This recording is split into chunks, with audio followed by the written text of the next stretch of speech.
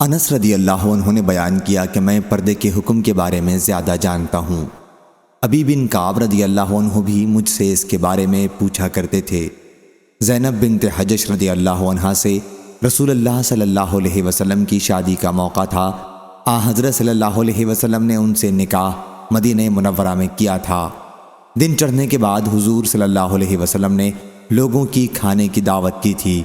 آپ بیٹھے ہوئے تھے اور آپ کے ساتھ بعض اور صحابہ بھی بیٹھے ہوئے تھے۔ اس وقت تک دوسرے لوگ کھانے سے فارغ ہو کر جا چکے تھے۔ آخر آپ بھی کھڑے ہو گئے اور چلتے رہے۔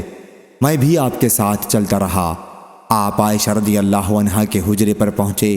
پھر آپ نے خیال کیا کہ وہ لوگ بھی جو کھانے کے بعد گھر میں بیٹھے رہ گئے تھے جا چکے ہوں گے، اس لیے آپ واپس تشریف لائے۔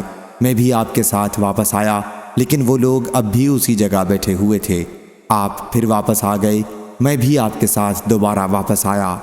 آپ عائشہ رضی اللہ عنہا کے حجرے پر پہنچے، پھر آپ وہاں سے واپس ہوئے، میں بھی آپ کے ساتھ تھا۔ اب وہ لوگ جا چکے تھے۔ اس کے بعد حضرت صلی اللہ علیہ وسلم نے اپنے اور میرے درمیان پردہ لٹکایا اور پردے کی آیت نازل ہوئی۔ صحیح بخاری حدیث نمبر 5466۔